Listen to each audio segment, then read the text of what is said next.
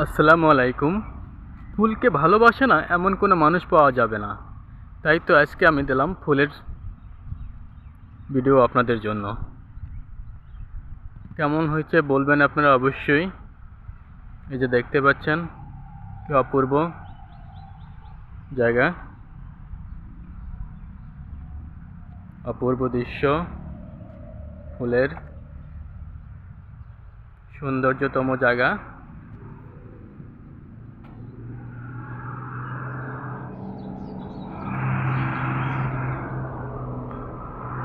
অপূর্ব দৃশ্য আপনাদের দেখাচ্ছি।